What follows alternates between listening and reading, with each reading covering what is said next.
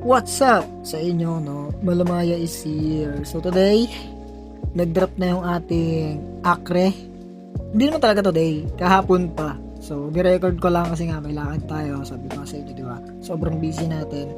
So, timing na timing, yung lakad natin. Ayan, nag-drop siya. No? Ayan yung ating female na Acre na nag-drop na total of 41 fry. No? Almost exact 1 month nung nag-drop siya last month, no? Sobrang dami.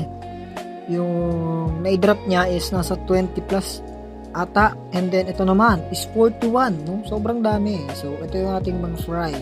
Nakikita nyo, ayan sila guys. Sobrang dami. And hindi to pwedeng pakainin once na na-drop ng ating breeder, no? Pag na-drop ng breeder, maghihintay tayo ng 1 day para ma-absorb ng mga fry yung yolk nila. No, yun kasi magiging source of food nila and nutrients, no? Para mag-develop yung kanilang katawan. Yan sila guys. Sobrang dami. As in, nabigla lang ako. Binibilang ko sila habang hinuhuli ko. So, yan. And ito na sila ngayon. Makikita nyo, no? Free swimmer na sila, di tulad nung unang clip na hirap silang lumangoy. Ayan. Chill lang. So, pinakain ko na sila guys. Pag gantong fry, no, talagang 5 to 6 or minsan 6 to 7 yung silang pinapakain sa isang araw. Kasi nga mabilis silang magutom. Ang downside lang nun is may mga tira-tirang pagkain. So, yung mga tira-tirang pagkain dapat tinatanggal nyo na, no, para hindi magkaroon ng ammonia spike doon sa ating lagayan. No, mahirap na, no, since mga fry yan. And sabi ko nga, pag mga fry, crucial talaga, no, kailangan i-monitor mo sila ng 2 weeks. Kasi nga sa 2 weeks or 1 week pa nga lang nag-form na yung coloration nila. And ito yung ating breeder, no, napaka-slim niya na, payat na payat. Ihiwalay natin to kasi papahinga natin siya ng 1 buwan, no? After niya mag-drop, 1 buwan ulit, pahinga, and then another salang ulit natin siya guys, no? Good job mama, big mama, no? Sobrang laki niya.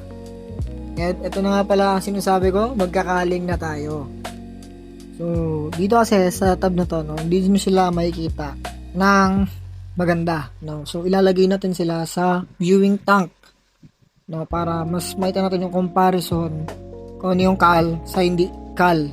And talagang mamimili tayo, no? Yung mga hindi natin mapipili is ilalagay natin sa ibang lagayan, no, na pangkal lang talaga, na papamigay natin sa may mga gusto lang naman mag-try ng Acre, no? Ang tawag natin sa nila is Acre genes, no? Kasi nga kal na sila, hindi na sila pure strain na rent ears. Yung iba kasi sa kanila talagang hindi fully develop yung tail. So, ito sila guys sa viewing tank. Kung mapapansin nyo, ayan, may mga kompleto na tail, no? Fully red yung tail, and yung iba naman is not. So, mamimili na tayo ng ating mga kal, no? Yung mapipili natin na kal is ilalagay natin sa ibang lagayan, no? Ba't ba natin ginagawa to? No? Kasi nga, nagtatry tayong magbenta ng ating mga isda, no? Kapag tayo nagbebenta ng isda, ang gusto natin is yung tiwala ng ating customer. So, papayag ba yung customer natin na bigyan natin sila ng pangit na quality ng isda? So, syempre hindi, di ba? Kaya, ang hanap natin is tiwala ng customer. Kaya, pag bumili sila sa atin, no, is quality yung binigay natin, and then babalik sila, no? Ganun kasi yun guys. Hindi yung porket nakakita lang kayo ng isda na benta lang kayo ng benta, no, and pangit nun pala yung binibigay ng isda, is hindi yun maganda, no? Kailangan makuha nyo yung tiwala ng customer nyo, and sa inyo yun nagsisimula, no, as a fish keeper. Kaya kung sa inyo, magkaling kayo. So yan, magkaling tayo guys. And ito yung mga napili nating female na kal. Pero may potential pa talaga silang maging pure strain. Kasi nga, yung tail nila is wash, no? Titignan natin kung magfu-fully red ba kanila yung tail at yung kanilang carapace sa ilalim is mag-red ba.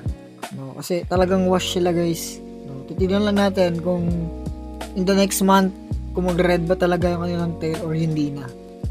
Titignan natin guys. Kaya dilipat ko sila dun sa ating viewing tank. So ito naman yung ating mga female na fur out. Mapapansin nyo, di ba, red na red compared dun sa ating mga cal. No? Kung makikita nyo, iba yung redness nung ating mga female. No? Ayan. So maunat lang talaga yung ears nila. Sobrang unat. Biruin mo 4 months na iba dyan.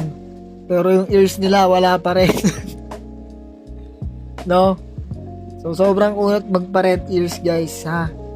Yung sa kaibigan ko kay Gapitri, inabot pa ng 6 months bago mag fully red yung ears.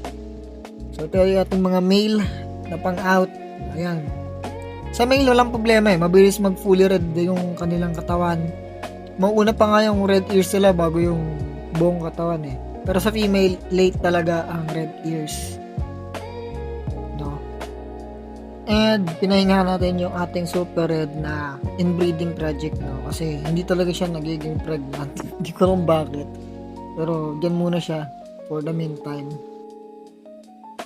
So, ito naman yung ating mga female, no? Ito, naselect ko na dito yung ating mga okay. Pasok sa quality natin, guys. No? Ito yung ating mga acre. And andito rin yung ating breeder. No? Sinama na natin dyan. Kasi nga, sabi ko nga, ipapahinga natin siya ng 1 month. Kasi nga, nakadalawang bomba siya. Na napakaraming fry. So, kailangan niya ng pahinga. Deserve naman niya yun. No? Sa black tab naman, ililipat natin yung ating mga fry doon. So, yun lang. Yung ating update sa ating mga isda. Sana naintindihan nyo yung mga sinasabi ko. Malamaya is out. Fish out.